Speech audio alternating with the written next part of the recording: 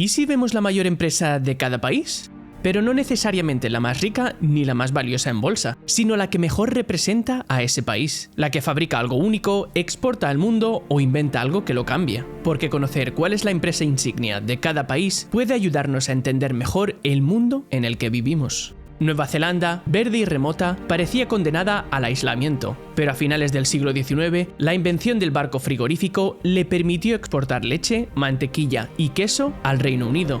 Hoy, su empresa insignia es Fonterra, la mayor exportadora de lácteos del mundo, responsable del 30% de las exportaciones mundiales. Y también hubo lugares donde la historia, la geografía y el colonialismo empujaron en otra dirección. Muchas islas tropicales se llenaron de cañas de azúcar. ¿Y qué haces cuando tienes demasiada caña? Pues las fermentas. Así nacieron algunas de las marcas de ron más antiguas del planeta. En Nicaragua tenemos a Flor de Caña, y en Haití a Ron Barbancourt, en Barbados a Mount Gay. Y no son los únicos, Santa Lucía, San Vicente y las Granadinas, Trinidad y Tobago, Antigua y Barbuda e incluso Guyana también destilan su identidad nacional en forma de ron. Y en una región calurosa, húmeda y turística aparecen también gigantes cerveceros como Cervecería Nacional Dominicana en República Dominicana, Florida Ice and Farm Company con su cerveza imperial en Costa Rica y Commonwealth Brewery en Bahamas. En Belice, Bowen Bowen produce la Belikin, y Brasil, donde Ambev no solo abastece a más de 200 millones de personas, sino que acompaña cada carnaval, cada playa y cada partido de fútbol. Pero las tierras del Caribe no son solo para plantar cañas de azúcar. Hay 4 países donde la empresa insignia extrae su producto del subsuelo. Colombia con Ecopetrol, Venezuela con PDVSA, Bolivia con YPFB y Surinam con Staatsolie. Pero si hablamos de verdaderos reyes de los recursos en sus tierras, esos son los africanos, ya que tienen una diversidad de recursos tan grande que parece un catálogo de la tabla periódica. Mauritania extrae hierro con SN y M. Más al sur, Sierra Leona es sinónimo de rutilo, ese mineral clave para fabricar pigmentos blancos que encontramos en pinturas o en cosméticos. Níger aporta algo mucho más delicado, uranio, con la compañía Someir, esencial para la energía nuclear. La República Democrática del Congo no se queda atrás. Kamoa Copper gestiona una de las minas de cobre más prometedoras del planeta, justo al lado de Gabón, donde Comilog es líder en manganeso, mineral fundamental para la industria del acero. Y si seguimos hacia el sur, llegamos a Sudáfrica, donde Gold Fields mantiene viva la leyenda del oro, mientras que Madagascar suma un toque más moderno con Ambatovi, dedicada al níquel y al cobalto, 2 metales estratégicos para las baterías del futuro.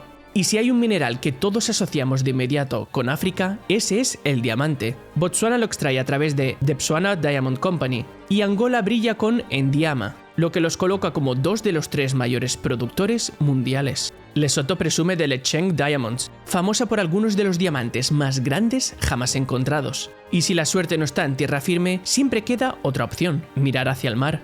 En Namibia, Deb Marine aspira diamantes del fondo marino con barcos fábrica que barren el lecho oceánico como cosechadoras submarinas. Del mar también se obtienen verdaderos gigantes económicos. En Groenlandia, la mayor isla del mundo, Royal Greenland convierte la pesca en motor nacional. En Seychelles, un archipiélago de 115 islas, Indian Ocean Tuna hace del atún su producto estrella con una de las conservadoras de atún más grandes del mundo, en un país minúsculo. Y como era de esperar, en Oceanía, con países diminutos en tierra, pero gigantes en océano, la pesca es vital. Ahí están Micronesia con la National Fisheries Corporation o las Islas Salomón con Soltuna. Con tanta dispersión de islas en mitad del océano, también es imprescindible una buena dosis de logística. Por eso, en lugares como las Islas Marshall con Air Marshall Islands, Kiribati con Air Kiribati o Nauru con Nauru Airlines, el transporte aéreo no es un lujo, sino una necesidad. Lo mismo ocurre en Fiji, donde Fiji Airways conecta a sus más de 300 islas, o en Tonga, donde Lulutai Airlines mantiene unido un país repartido en medio del Pacífico. Pero no todas las aerolíneas destacan por unir pequeñas islas perdidas en el océano. Algunas lo hacen porque convierten a sus países en auténticos hubs internacionales. Panamá, con Copa Holdings, es el gran conector de América Latina. Irlanda, con Ryanair, revolucionó los vuelos low cost en Europa, que quitó hasta los bolsillos del asiento para limpiar más rápido. Serbia mantiene con Air Serbia su papel histórico de enlace en los Balcanes, mientras que Turquía ha hecho de Turkish Airlines un puente natural entre Europa y Asia. De hecho, vuela a más de 130 países, más que cualquier otra aerolínea del planeta. Emirates de Emiratos Árabes Unidos le sigue la estela, conectando Europa, Asia y Oceanía. Y por último, Ethiopian Airlines es la aerolínea que conecta más ciudades africanas que nadie. Hace con rutas aéreas lo que no logran muchas carreteras. Y más allá de las aerolíneas, hay países tan turísticos que su empresa insignia es la puerta de entrada a ellos. En Grecia es el Aeropuerto Internacional de Atenas. En Malta, el Aeropuerto Internacional de Malta. En Tailandia, Airports of Thailand. Y en Maldivas, la Maldives Airports Company.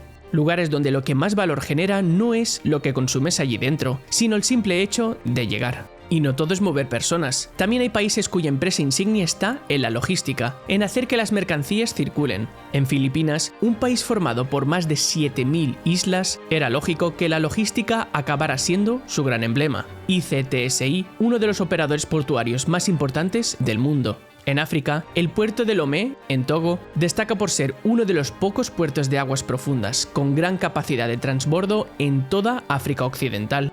Y en Djibouti, el puerto SGTD es literalmente la vida económica del país. Más del 90% del comercio de Etiopía, un país sin mar y con más de 130 millones de habitantes, pasa por este país costero, en un punto estratégico del comercio mundial entre Europa y Asia. ¿Y qué es lo que realmente viaja dentro de esos barcos? Muchas veces la respuesta es comida. México exporta pan y bollería industrial con Grupo Bimbo, una de las mayores panificadoras del planeta. En Jamaica, Grace Kennedy envía desde salsas hasta conservas, productos que forman parte de la despensa caribeña. Y en Granada, la cooperativa GCNA mantiene vivo el comercio de la nuez moscada, tan esencial que aparece dibujada en la propia bandera del país. Suiza tiene a Nestlé, la mayor empresa alimentaria del mundo, cuyos productos llegan a prácticamente todos los rincones del planeta. Pero parte de su éxito no se entiende sin mirar a África. En Ghana, Golden Tree convierte el cacao en chocolate nacional, y durante décadas el cacao ganés ha sido también la base de gigantes como Nestlé. Indonesia destaca con Indofood, el mayor productor mundial de fideos instantáneos, indispensables en la dieta de sus casi 300 millones de habitantes. Y Yemen, con el conglomerado HSA Group, que domina buena parte del mercado alimentario en Oriente Medio. No todo es comer, también hay lugar para la bebida, como las alcohólicas.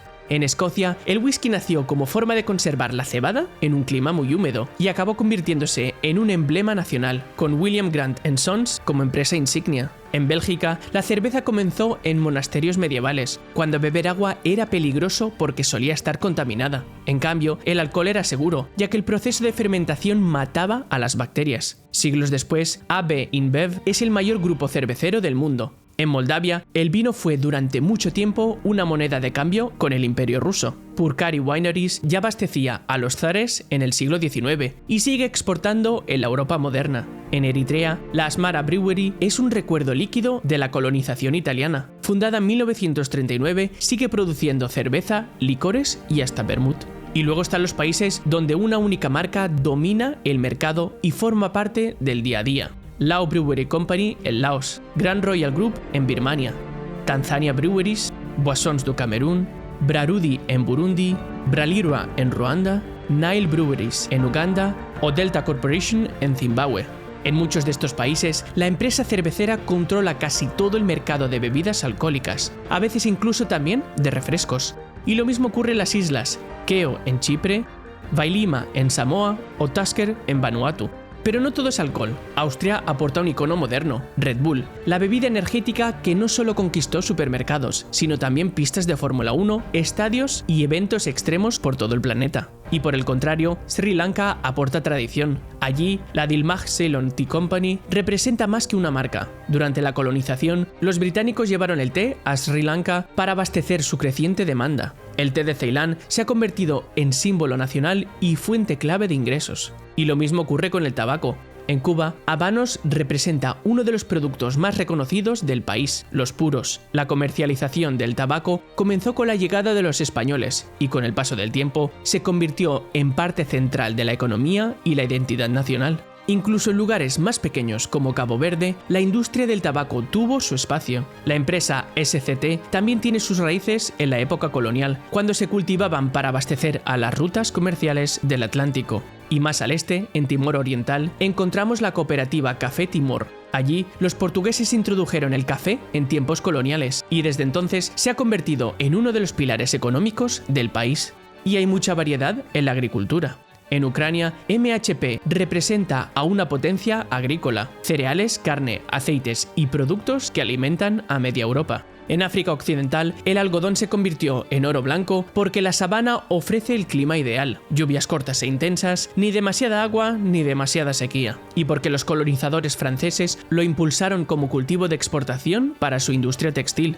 Tras la independencia, ese legado quedó en manos de compañías nacionales como FNCAP-TC en Guinea-Bissau, Sodeco en Benín, Sofitex en Burkina Faso, la CMDT en Mali y Cotton Chad en Chad.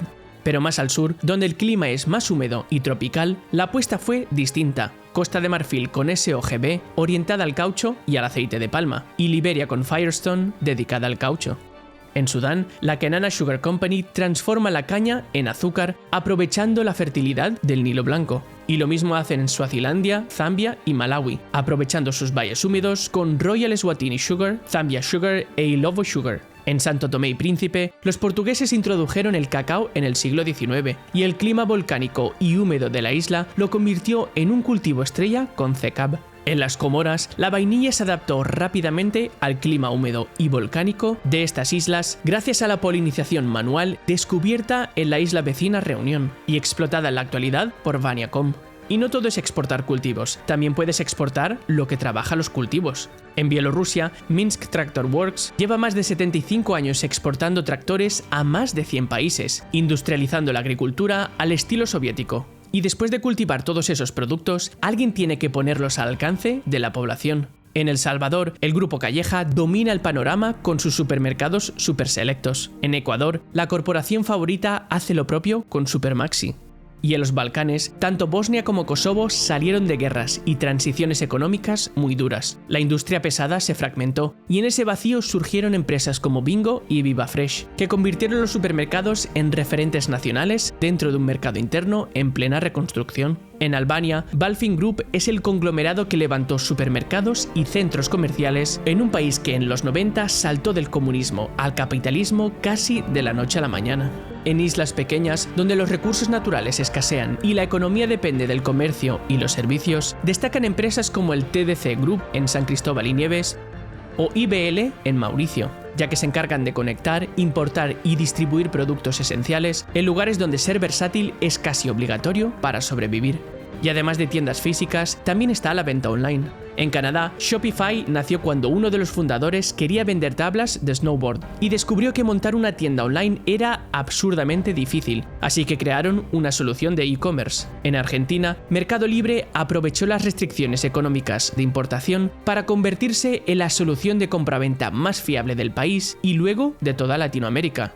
Y en Singapur, Shopee surgió en un entorno hiperconectado, apostando por regiones donde el e-commerce aún no estaba dominado por gigantes como Amazon. Y en Lituania, Vinted ha demostrado que no hace falta un mercado enorme para lanzar un gigante. Con una app de ropa de segunda mano, ha conquistado media Europa desde Vilnius. En los países bálticos, este tipo de startups no es una excepción. De Estonia salió Bolt, que compite de tú a tú con Uber. Y en Letonia tienen Eleving Group, una empresa fintech mucho más ágil que los bancos tradicionales. Son países pequeños pero muy digitalizados, que tras independizarse de la Unión Soviética, apostaron fuerte por la tecnología para salir adelante y lo consiguieron. Pero no creas que la tecnología financiera es solo cosa de Europa. En buena parte de África subsahariana, donde apenas hay bancos y la confianza institucional es limitada, la tecnología móvil ha tomado el relevo. En Kenia, M-Pesa fue pionera en 2007, ya que demostró al mundo que un simple SMS podía reemplazar al banco incluso en aldeas remotas. En Somalia, donde no existe un sistema bancario real, Hormuth Telecom se convirtió en la infraestructura financiera del país. Y en la diminuta Gambia, QCell combina telefonía y dinero digital, porque en un mercado tan pequeño, una sola empresa acaba haciéndolo todo.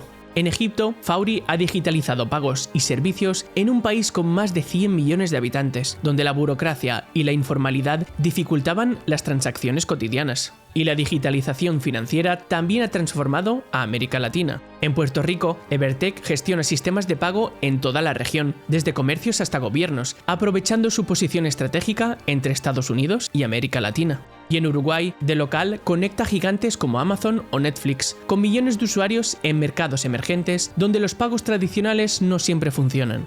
Y todos esos pagos digitales no existirían sin una cosa: microchips. En Estados Unidos, Nvidia pasó de fabricar tarjetas gráficas para gamers a liderar el desarrollo de chips para inteligencia artificial y convirtiéndose en la empresa más valiosa del mundo por capitalización bursátil. En Holanda, ASML fabrica las máquinas más complejas del planeta, sin las cuales no se podrían imprimir chips modernos. Y en Taiwán, TSMC es la fundición que convierte esos diseños en realidad, fabricando más del 50% de todos los semiconductores avanzados del mundo. Los semiconductores también alimentan a gigantes tecnológicos por todo el planeta. En Corea del Sur, Samsung encarna el modelo de los chaebols, conglomerados familiares que, con apoyo estatal, pasaron de hacer televisores baratos a liderar pantallas, memorias y teléfonos. En China, Tencent es un gran ecosistema digital cerrado tras el gran cortafuegos. Con WeChat, videojuegos y servicios financieros, es prácticamente un país digital paralelo. Y en India, Tata Consultancy Services simboliza la transformación de la economía, de la subcontratación barata en los 90 a convertirse en una de las mayores consultoras de software del mundo. Del mismo modo que en la India, en Pakistán con Systems Limited o en Vietnam con FPT, las tecnológicas locales han crecido para atender mercados externos. En Bulgaria, con Shelly Group, desarrollan dispositivos inteligentes que modernizan hogares en todo el mundo. Y en Finlandia, Nokia supo reinventarse tras su caída como fabricante de móviles, y hoy es una de las grandes en redes 5G. Pero de poco sirve el 5G si ni siquiera hay red. En Afganistán, la telefonía móvil ha sido la gran infraestructura económica de las 2 últimas décadas, en un país donde a menudo faltan carreteras, bancos o incluso electricidad, siendo AWCC la pieza clave de esa red. Y en Tuvalu, un país diminuto y disperso en el océano, la conexión es vital. Pero la TTC no es clave por eso, sino por algo muy particular, que es la gestión del dominio .tv, que ha acabado siendo su mayor fuente de ingresos. Y si quieres navegar por internet, mejor que uses un antivirus. Desde Eslovaquia, ESET nació tras la caída del comunismo, cuando el software era la vía más directa para competir globalmente en los años 90, justo cuando los ordenadores personales empezaban a llegar a los hogares, y con ellos los virus. Y para combatir los virus de verdad, hace falta toda una industria farmacéutica. En Inglaterra, AstraZeneca se convirtió en un nombre global durante la pandemia, tras desarrollar su vacuna junto a la Universidad de Oxford. En Dinamarca, Novo Nordisk ha revolucionado el tratamiento de la diabetes y la obesidad con medicamentos como Ozempic y Wegovy, hasta el punto de mover el PIB nacional. En Europa del Este, Hungría presume de Gideon Richter, fundada en 1901, y capaz de sobrevivir al comunismo para convertirse en un grupo internacional. Mientras que Eslovenia lo hace con Krka, nacida en la Yugoslavia socialista y hoy referente regional en medicamentos genéricos. También destacan empresas como Almac Group en Irlanda del Norte, centrada en ensayos clínicos para grandes farmacéuticas, o Alkaloid AD en Macedonia del Norte, que ha sobrevivido a guerra y cuenta con una producción estable de medicamentos y cosméticos. Y en un lugar donde la estabilidad es un lujo, Palestina ha logrado mantener una industria farmacéutica propia con la Birzeit Pharmaceutical Company, que opera desde 1974 y hoy cubre gran parte de la demanda local. Y al otro lado de ese conflicto está Israel, cuya empresa insignia es de defensa, Elbit Systems, especializada en tecnología militar avanzada y proveedor habitual del ejército israelí.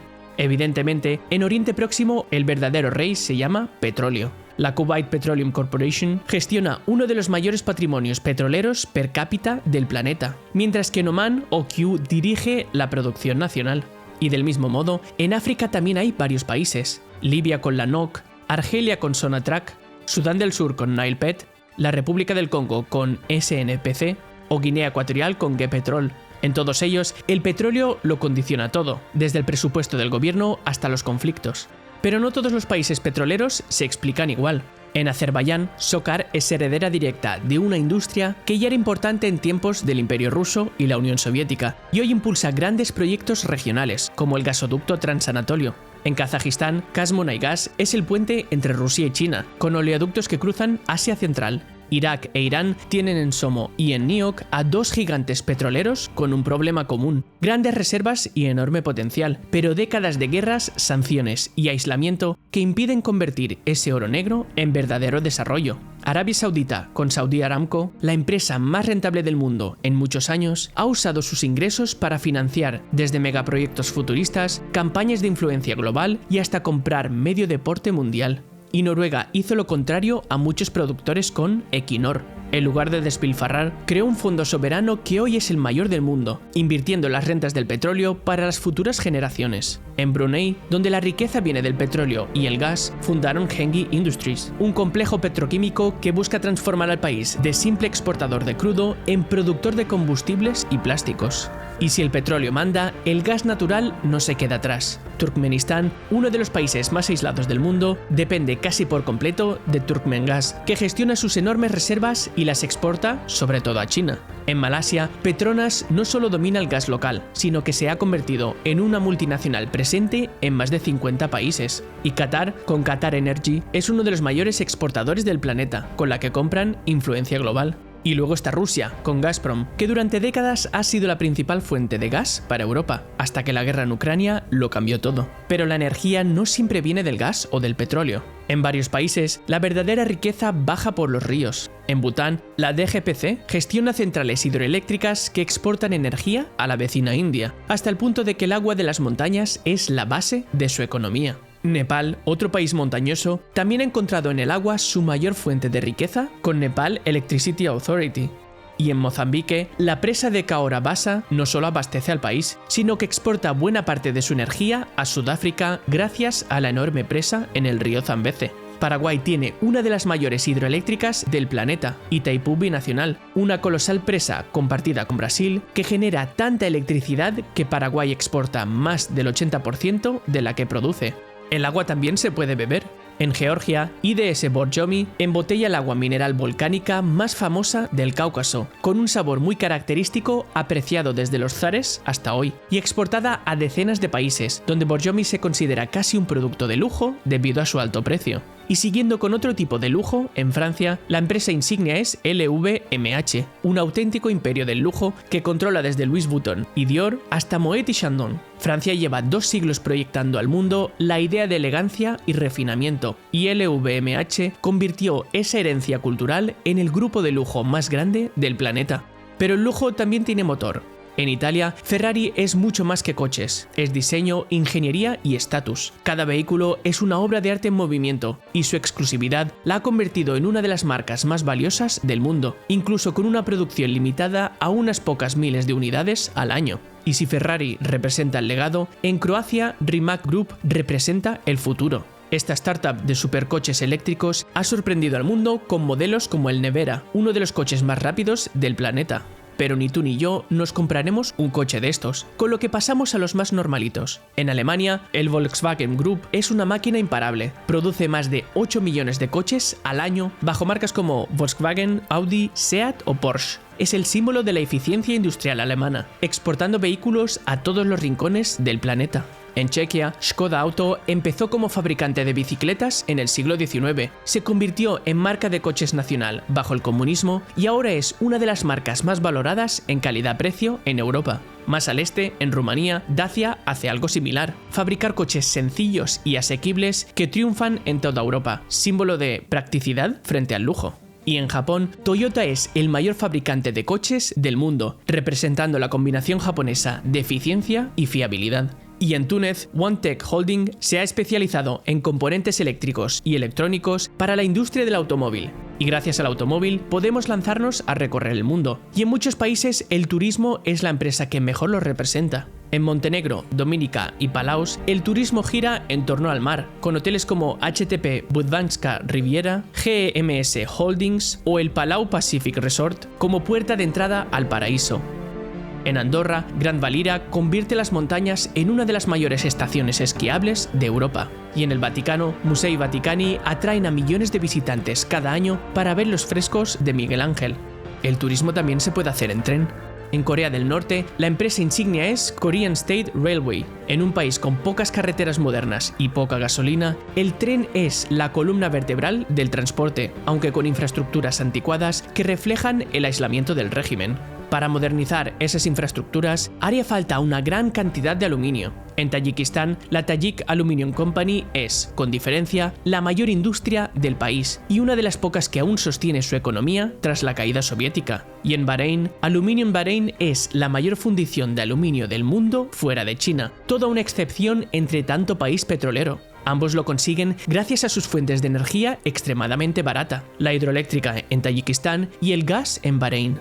Pero lo que no tienen es bauxita, que deben importarlo. Guinea se ha convertido en una potencia mundial de este mineral gracias a la Société Minière de Bokeh, concentrando el 25% de las reservas mundiales de bauxita. En Papúa Nueva Guinea, Octedy Mining extrae cobre y oro en una mina a cielo abierto tan enorme como polémica. Durante años, vertió millones de toneladas de residuos al río Fly, provocando uno de los mayores desastres ecológicos de Asia-Pacífico. En Armenia, la ZCMC extrae cobre y molibdeno, y Kirguistán, la Kumtor Gold Company extrae oro. En Uzbekistán, la NMMC gestiona Muruntau, un cráter artificial de más de 3 kilómetros de largo y 600 metros de profundidad que parece sacado de la Luna, de donde sale buena parte del oro mundial. Y siendo el oro una gran inversión, también puedes invertir en la bolsa de valores. La Hong Kong Exchanges and Clearing es la puerta entre China y el capital internacional, uno de los mayores mercados financieros del planeta. Como invertir directamente en Shanghái o Shenzhen era muy complicado para extranjeros, Hong Kong se convirtió en la plataforma donde las empresas chinas buscan dinero extranjero y los inversores globales acceden a esa economía.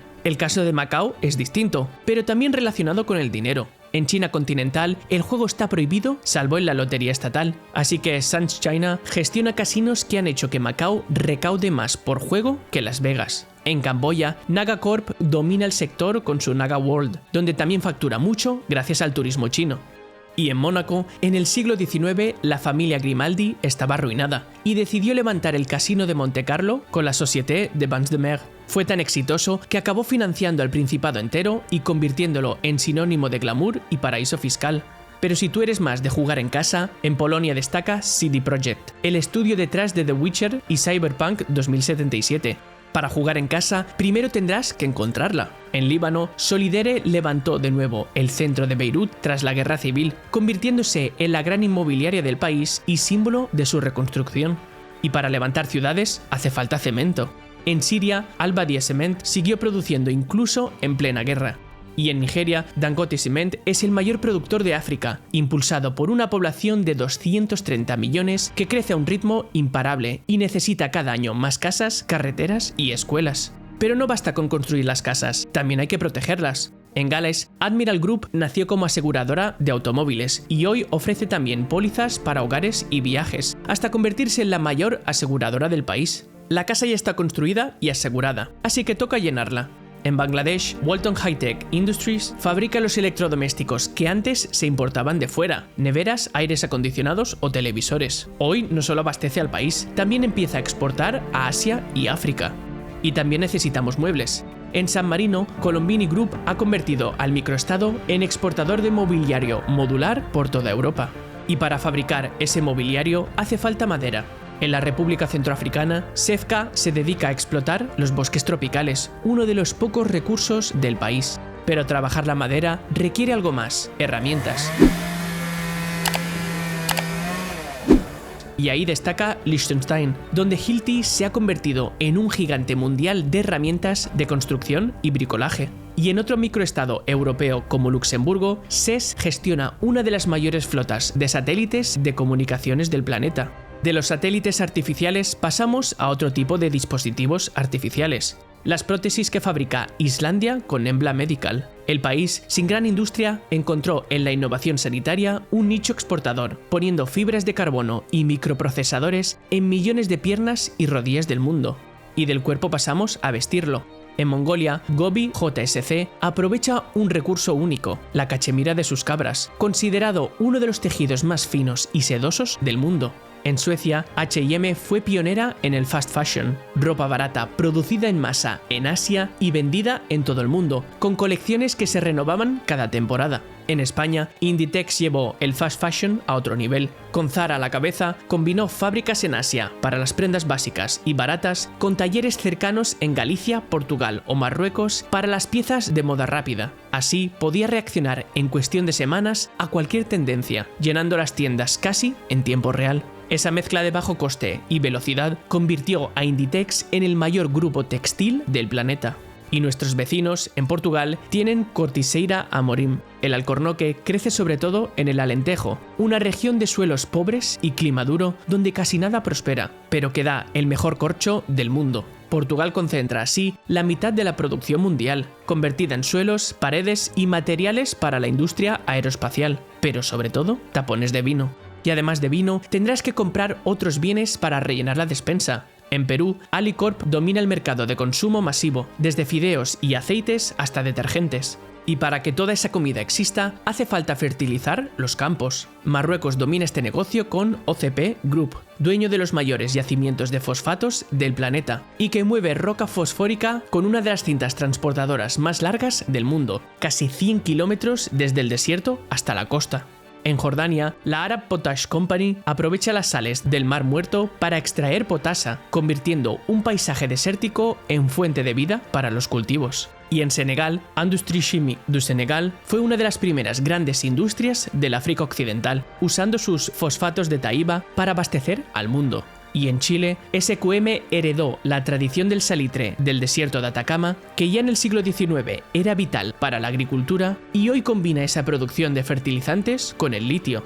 Todo lo que se cultiva acaba en la mesa, y no siempre en casa. En Guatemala, Pollo Campero convirtió la restauración en el gran orgullo local, una cadena que comenzó como un restaurante familiar y hoy tiene presencia en toda América. Y como toda comida necesita su bebida, en Honduras Lactosa domina con su marca Sula, líder en jugos y lácteos.